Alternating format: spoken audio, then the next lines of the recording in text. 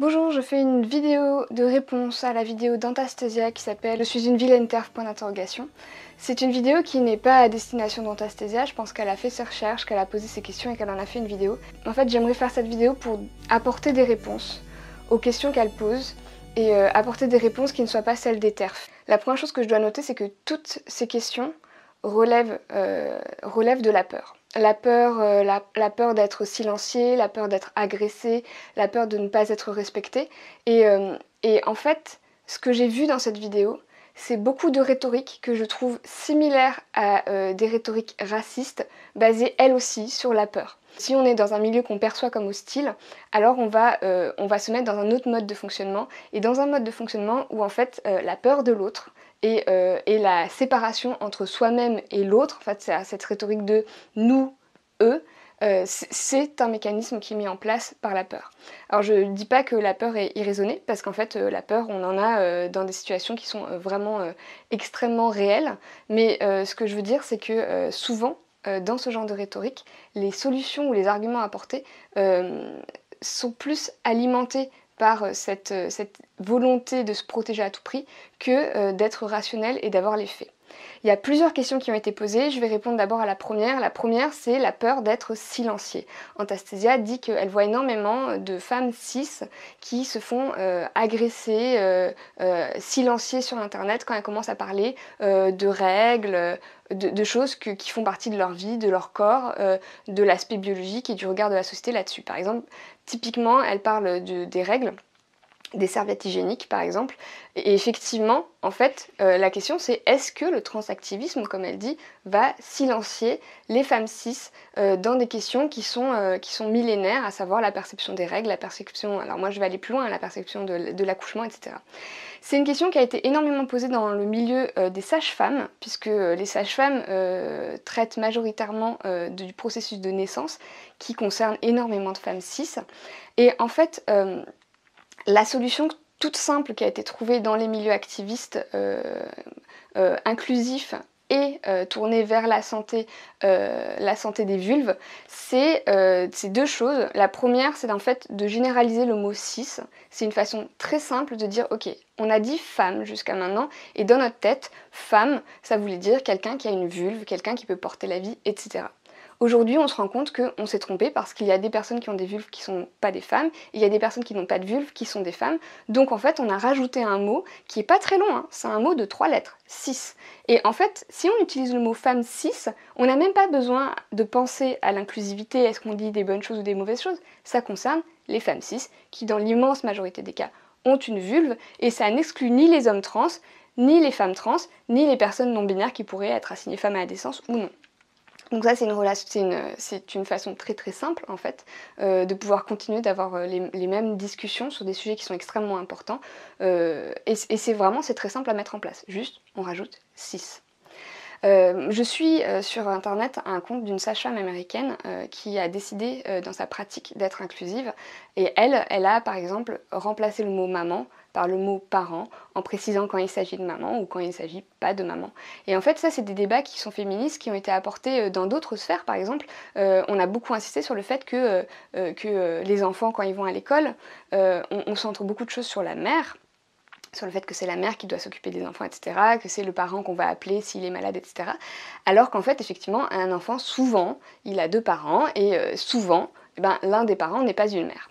Donc, en fait, cette façon d'ouvrir en disant les parents au lieu de la mère quand il ne s'agit pas d'une mère, en fait, c'est quelque chose qui bénéficie vraiment à toutes les familles, à tout le monde. Et ensuite, la dernière possibilité, en fait, c'est de parler simplement des réalités biologiques. Les réalités biologiques, c'est de parler de vulve, c'est parler de menstruation, sans nécessairement genrer la question. Et là, en fait, effectivement, les hommes trans, c'est une minorité, mais ces personnes-là vont être inclus. Donc ça, c'est une façon très simple. Moi, je sais que personnellement, j'ai été très impliquée dans le militantisme obstétrical, et donc du coup, effectivement, en fait, la question de l'inclusion, elle a été posée, et effectivement, en fait, j'ai eu le même sentiment qu'Antastasia au début. Je me suis dit, mais on peut plus rien dire, les femmes cis vont être silenciées dans leur expérience de quelque chose qui est très commun, etc. Et en fait, je me suis rendu compte que ça ne me coûtait pas de dire cis quand je voulais parler, quand j'avais ce vieux discours où je pensais à la femme cis qui était pour moi la femme universelle et qui juste ne l'est pas. Donc si je rajoute cis, au moins il n'y a pas d'ambiguïté, et c'est très simple. La question qu'elle a posée à propos du sport, c'est une question que moi aussi en fait j'ai eue. Moi aussi, je me suis dit, ben oui, moi je veux inclure mes sœurs trans, mais en même temps, il y a des réalités biologiques, on court pas, on n'a pas autant d'endurance. Enfin, si, les femmes cis ont plus d'endurance que les hommes cis, par exemple. Mais en fait, si on parlait de biologie, je pensais densité osseuse, je pensais masse musculaire, et c'est quelque chose dont je m'étais rendu compte très vite en arrivant à l'âge adulte, c'est que oui, la puberté avait favorisé au niveau de la musculature certaines personnes et défavorisé d'autres. Donc c'était une question que moi, en tout cas, je me suis posée, que beaucoup de personnes se sont posées. Je connais des personnes qui sont extrêmement impliquées dans les questions d'inclusivité et qui se posent ces questions. Seulement, voilà, moi j'aimerais remettre les pendules à l'heure. Ce qu'Anastasiya dit, et qu'en fait elle a vu dans des rhétoriques TERF, c'est juste une autre planète. Aujourd'hui, le sport de haut niveau, c'est un sport qui exclut les femmes cis intersexes parce qu'elles seraient trop testostéronées. C'est-à-dire qu'on n'est pas du tout dans un sport où demain, les podiums seront remplis de femmes trans sans transition hormonale. Ça, c'est juste, c'est même pas à l'ordre de dans quelques années. Aujourd'hui, la tendance du sport, c'est de régresser. On a eu des cas d'exclusion qui ont été discutés. Et là, actuellement, la tendance dans le sport de haut niveau, c'est plutôt d'exclure toutes les femmes qui ne correspondent pas à la norme cis et diadique. Donc, déjà, la crainte en fait que le sport soit un terrain d'inégalité, déjà dans la tendance générale, genre on n'est même pas dans cette direction, on est dans la direction opposée. On est vers un durcissement et de plus grandes barrières pour les femmes. Alors juste je rappelle par rapport à ce débat, par exemple il y a des gens qui disent oui c'est normal qu'on exclue les femmes intersexes parce qu'elles ont un avantage, parce qu'elles ont plus de testostérone. Avoir plus de testostérone en fait c'est un avantage biologique qui est noté chez énormément de sportifs de haut niveau. C'est un avantage biologique en termes pour certains sports, pas tous. Par exemple pour l'endurance ce n'est pas un avantage. Mais aussi, par exemple, il y a un avantage biologique qui est tout simple, c'est la taille. Les femmes très grandes ont plus de portée, ont plus de masse musculaire, etc. Juste parce qu'il y a une espèce de proportion. Enfin, je veux dire, il y a des choses comme ça, il y a des avantages biologiques. Personne va dire, cette femme-ci, elle est beaucoup trop grande par rapport aux autres candidates, elle est avantagée par la biologie, on va l'exclure. Non. Donc, en fait, cette crainte de la femme cis, intersexe, qui a un avantage évolutionnel par rapport aux autres, il est extrêmement biaisé par notre vision de la société en fait. C'est juste qu'on s'est dit oh là là, elle a vraiment un avantage démesuré, il faut l'exclure.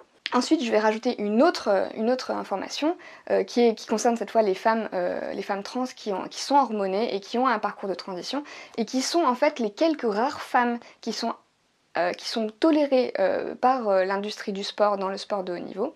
Il y a des données biologiques en fait qui reposent sur le processus d'hormonation des femmes trans. Son corps produit naturellement de la testostérone, beaucoup de testostérone. Mais cette testostérone en fait elle se dégrade avec le temps et produit de l'œstrogène qui est une hormone qui est très très présente dans le corps des femmes cis. Le corps va se servir de cet œstrogène pour réguler le niveau de testostérone. C'est-à-dire que dans un corps d'hommes cis ou de femmes trans, le corps va décider qu'à partir d'un certain seuil d'œstrogène, ça veut dire qu'on a produit trop de testostérone et qu'on va ralentir la production de testostérone.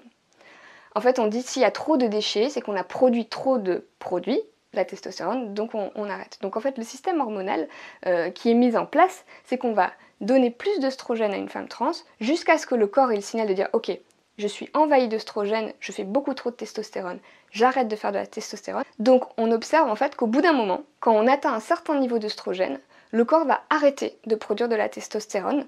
C'est vraiment une chute brutale. Et en fait, les taux de testostérone des femmes trans, ils sont inférieurs au taux de testostérone des femmes cis. Parce que oui, les femmes cis produisent de la testostérone. Ça, je veux pas dire de bêtises, mais les ordres de grandeur, parce que j'en ai discuté avec une personne qui a un traitement hormonal, c'est par exemple, je veux dire, une femme cis a entre 2 et 3, alors je sais pas, c'est milligrammes par litre, etc., de testostérone dans son sang. Un homme cis va avoir jusqu'à 15, donc on passe de 2,3 à 15, et une femme trans hormonée, elle est à 1,5. C'est-à-dire qu'elle est même pas dans les moyennes, elle est même pas dans la moyenne basse des femmes cis. Et du coup, les conséquences, elles sont multiples. Par exemple, on observe une diminution de la densité osseuse extrêmement rapide à partir du début de la transition hormonale. C'est-à-dire que très rapidement, en fait, tous ces avantages de la puberté masculine que les femmes trans auraient eu vont être en fait annulés par ce système, ce nouveau fonctionnement hormonal.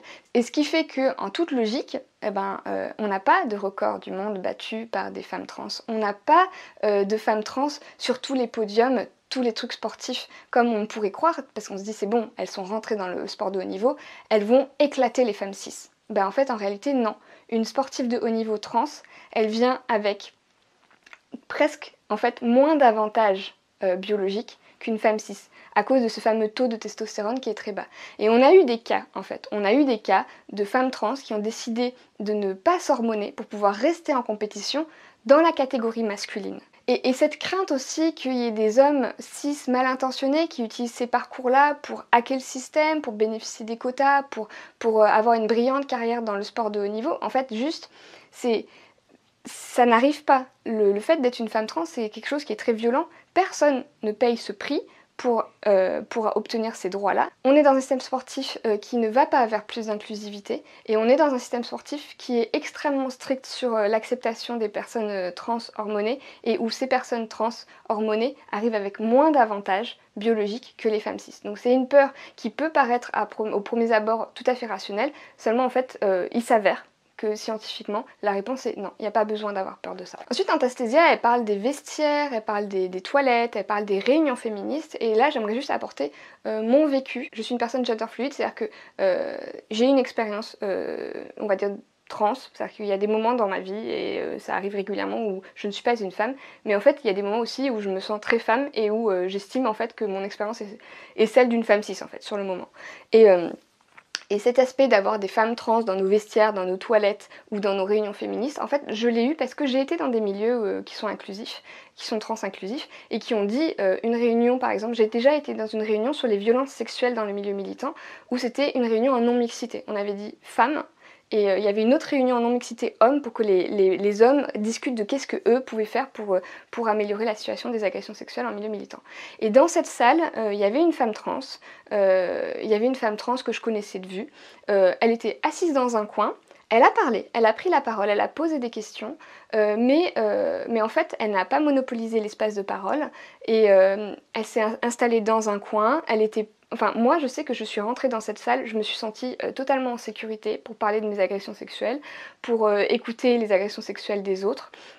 On était une cinquantaine de femmes dans cette salle, majoritairement cis, et donc il y avait 7 femmes trans qui étaient là. Et en fait, ce qu'on s'est rendu compte, enfin moi ce que je me rends compte, c'est que les milieux inclusifs pour les femmes trans, en fait, je vois pas d'autres problèmes que les problèmes individuels. Dans ce genre de milieu-là, par contre, on est très attentif s'il y a des monopolisations de la parole, et ça, en fait, ça se fait sans distinction de genre, de sexe, de quoi que ce soit.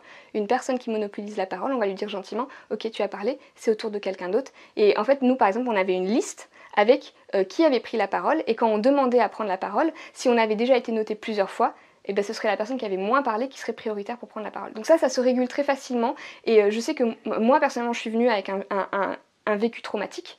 Je suis venue avec un vécu de personnes qui avaient été agressées sexuellement très très violemment dans le milieu militant, et je sais que personnellement, et ainsi que apparemment les 50 autres femmes cis qui étaient là, personne s'est senti menacé par la présence d'une femme trans assise dans un coin. C'est-à-dire qu'il y a aussi un effort de pédagogie à faire, genre je comprends qu'une personne puisse être effrayée et se dire qu'est-ce que cette personne fait là et tout, mais en fait, un milieu où tout le monde est éduqué, où tout le monde a dans son entourage des personnes trans, où tout le monde a l'habitude de voir en fait ces femmes trans qui sont pas différentes en fait, elles sont toutes individuelles. Il y a des femmes trans avec des grandes gueules, il y a des femmes trans très très timides, etc. Tout comme il y a des femmes cis avec des grandes gueules qui monopolisent l'espace de parole. Enfin bref, quand on a cette habitude-là, je garantis, enfin moi personnellement, j'ai jamais vu de problème à l'inclusion des femmes trans. J'ai vu des fois où on a viré des femmes trans d'espaces non mixtes pour des problèmes de comportement individuel. Et d'ailleurs en fait même dans les milieux militants, c'est un peu triste, mais ces personnes-là, elles ont vraiment intérêt à se tenir à carreau parce qu'elles sont plus susceptibles d'être remises à leur place si elles se comportent mal. Et ça, en fait, même, ça ne devrait pas être normal. Mais bref, dans un système qui est bien régulé, qui est respectueux et qui est éduqué, les femmes trans ont tout à fait leur place, et d'autant qu'on a des cercles de parole sur les agressions sexuelles où il y a des femmes trans qui viennent avec des vécus d'agressions sexuelles. Donc, cette question de la non-mixité, pour l'avoir vécu. En fait, c'est une question qui demande en fait de la sensibilisation, qui demande d'arrêter de vivre dans un entre-soi et comprendre que en fait, ce sentiment de sororité dont parle Anastasia, en fait, il s'étend à toutes les femmes. Et moi, enfin personnellement, j'ai pas mal vécu en fait la non-mixité avec des femmes trans. Quand on dit non-mixité femmes, les femmes trans peuvent venir. Enfin, moi, il n'y a pas de... Même sur des sujets touchy comme les agressions sexuelles. De l'avoir vécu, en fait. Pour l'avoir vécu.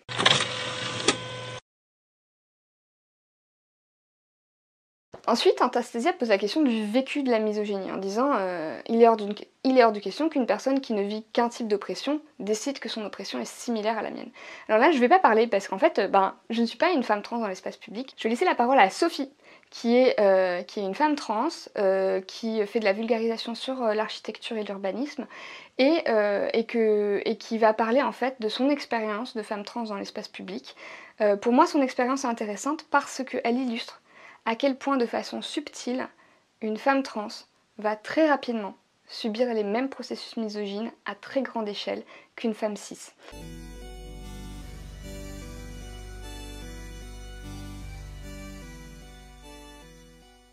Mais effectivement, je faisais déjà du vélo, et toujours dans Paris, toujours aussi rapidement. Je traversais les mêmes quartiers, c'était pas... Alors j'ai découvert d'autres quartiers après, mais malgré tout, c'est pas les choses que j'ai vécues, je remarque, c'est pas une question de quartier, enfin c'est... Et oui, quand ils voient une fille sur un vélo et un garçon sur un vélo, un homme même sur un vélo, parce que vu la barbe, c'était un homme, bref. Mais non, j'étais pas du tout féminine avant, donc...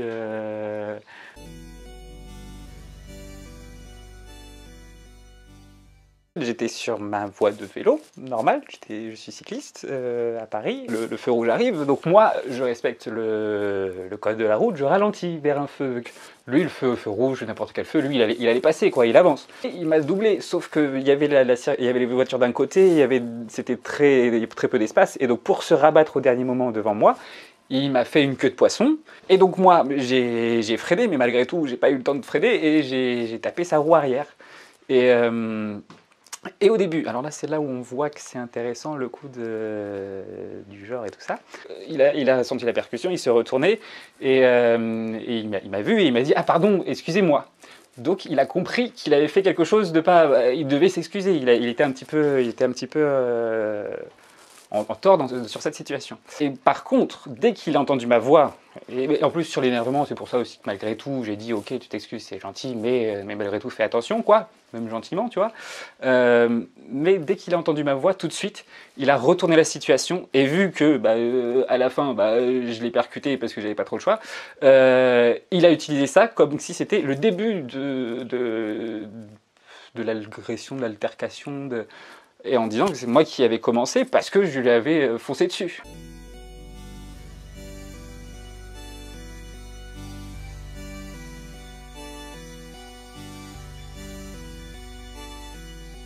Et donc il y avait une expérience où justement j'étais sur le trottoir et je voyais au loin quelqu'un qui était sur la piste cyclable.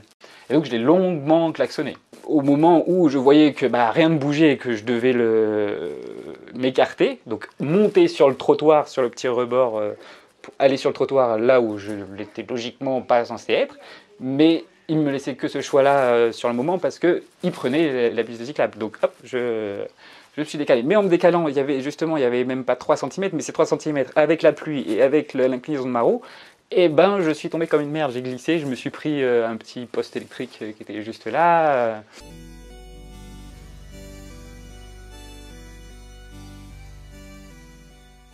Et là, vraiment, j'y suis allé doucement et j'ai vu que la voiture se rabattait sur la droite, sur moi. Donc j'ai commencé à klaxonner, il se passait rien.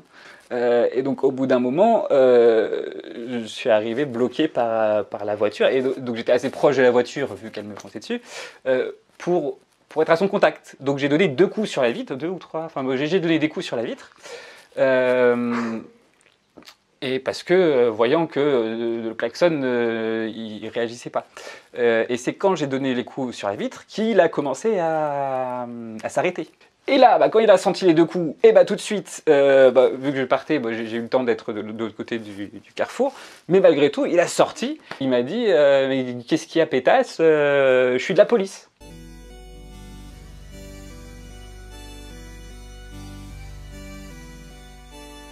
En général même, de manière générale, l'espace public n'est pas accueillant pour la femme. Ah bonjour madame, bonjour ma belle, bonjour voilà. On ne me disait pas ça dans la rue avant. Alors là, du coup, je vais continuer à évoquer ce que Anastasia a désigné. Elle a parlé, elle a dit qu'il y avait des femmes trans qui avaient la même opinion qu'elle et que du coup c'était très large. Là, on est typiquement dans une rhétorique qui est propre, qu'on retrouve chez les masculinistes, qu'on retrouve chez les racistes, qui est de dire regardez, cette personne concernée a la même opinion que moi, donc il faut aussi l'écouter. On a énormément de masculinistes qui mettent en avant des paroles de femmes sexistes et misogynes. On a énormément de contenu raciste qui met en avant la parole de personnes racisées qui portent des propos racistes, soit par racisme intériorisé, soit par racisme envers une autre minorité, mais le fait de pointer du doigt qu'il y a des femmes trans qui ont de la transmisogynie internalisée, qui ont de la misogynie internalisée, c'est pas quelque chose qui valide un argumentaire, c'est quelque chose plutôt qui est très similaire à d'autres rhétoriques qui sont basées souvent sur des mécanismes de peur. En fait. Je vais parler des lesbiennes et de ces pauvres lesbiennes qui sont forcées à avoir du sexe avec les femmes trans. Alors je connais plusieurs femmes trans lesbiennes en fait. Plusieurs. Je suis même sortie avec une femme trans lesbienne. Et en fait, il y a un truc qui est juste hallucinant chez les TERF. Aucune femme trans ne veut coucher avec une TERF. Qui a envie de coucher avec quelqu'un qui vous trouve répugnante ? Enfin, c'est juste un non-sens absolu. Les femmes trans n'ont absolument pas envie de forcer des lesbiennes à coucher avec elles. Enfin, c'est pas ça. Par contre, on a eu des discours, enfin moi j'ai vu des discours de femmes lesbiennes qui disaient moi jamais de la vie je pourrais coucher avec une femme trans. Et ça en fait, ça c'est transphobe. Moi j'ai été plusieurs fois attirée par des femmes trans qui avaient un bon passing et qui de premier abord en fait j'ai cru pendant longtemps que c'était des femmes cis. Le jour où on m'a dit non en fait c'est une femme trans, ça n'a pas soudainement arrêté mon attirance pour cette personne. Si ça l'avait fait, ça aurait été de la transphobie intériorisée. Parce que quand on est attiré par quelqu'un, on n'a aucune idée de ce qui se passe dans son pantalon. Je veux dire, imaginons dans l'autre sens, ce serait la même chose en fait, parce que là on parle de la taille et de la forme des organes génitaux, ce serait la même chose que de dire je suis désolée, je suis pas attirée par les hommes cis qui ont un petit pénis. Bah en fait, l'attirance, elle se joue en règle générale d'abord quand on est habillé, et ensuite on découvre le corps de l'autre dans des moments qui sont intimes. Le corps de l'autre, enfin même pour parler des vulves, les vulves elles ont plein de formes différentes. Si on dit je suis pas attirée par une forme de partie génitale, on peut dire voilà j'ai un trauma par rapport à ça, ça va être compliqué, il va falloir en discuter, etc. Ou on peut dire de prime abord j'ai jamais expérimenté l'attirance pour une personne trans, je pense, mais dire catégoriquement moi je ne veux pas et je ne serai jamais attirée par une personne trans, c'est nier le fait qu'il y a plein de femmes trans qui ont un passing de fou et que donc tu ne sais pas. Tu ne sais pas qui est trans et qui ne l'est pas. Et ensuite c'est pareil, c'est dire qu'on est attiré par une forme de partie génitale. Enfin, je veux dire, j'ai été violée, j'ai été agressée sexuellement, je veux dire, j'aurais pu avoir un regard sur le pénis qui était genre effrayé et traumatique, etc. Bah, si ça avait été le cas, je veux dire, et que j'avais dû coucher avec un homme cis ou avec une femme trans qui n'avait pas été opérée, bah, c'est juste un truc où j'aurais dit, bah voilà, c'est trauma, on va y aller doucement, ou peut-être que je préfère une sexualité qui n'est pas tournée autour de la génitalité, ou même, enfin, c'est acceptable aussi de dire, je ne veux pas de sexualité qui soit dans la pénétration. Enfin, je veux dire, il y a plein de personnes qui refusent la pénétration dans leur sexualité, et c'est ok. En fait, c'est quelque chose qui se discute dans le couple, c'est quelque chose bref, et c'est quelque chose qui relève de l'intime, alors que l'attirance, elle a lieu dans la rue, dans des bars, avec notre collègue de boulot, quand on est complètement habillé et qu'on n'est pas en train du tout d'avoir du sexe. Donc, pointer que ces discours-là sont transphobes, ça, je suis d'accord, j'ai entendu plein de femmes trans dire que c'est abusé, c'est transphobe, et je suis d'accord, c'est transphobe.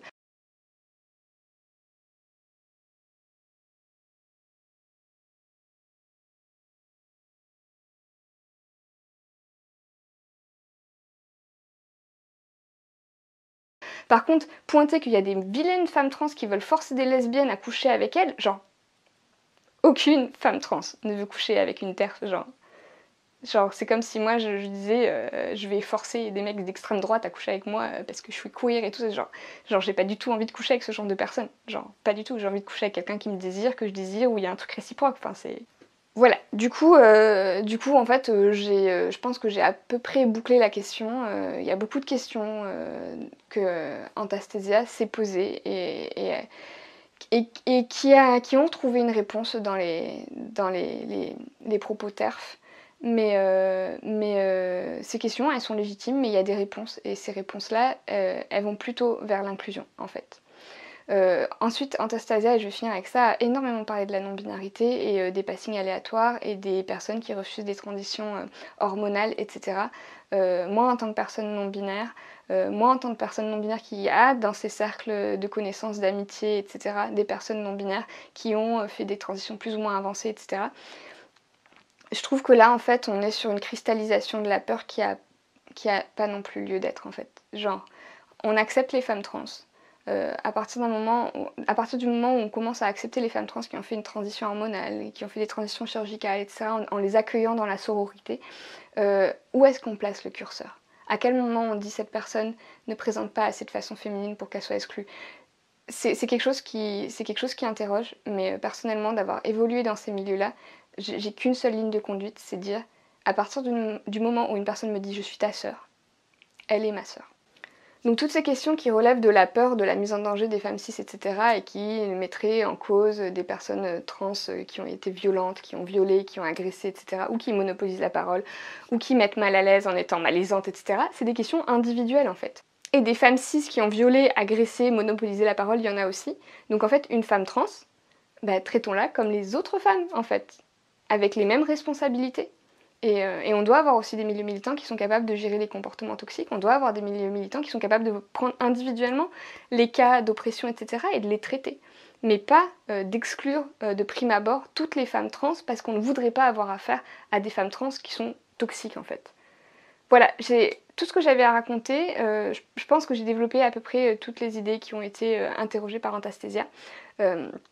Je continue à dire c'est pas la peine d'aller attaquer Antastasia. Je suis pas contente qu'elle ait fait une vidéo de 40 minutes alors qu'elle a cette audience-là, alors qu'on a très peu de représentation asexuelle sur YouTube et que genre j'ai envie qu'on puisse la garder comme ressource.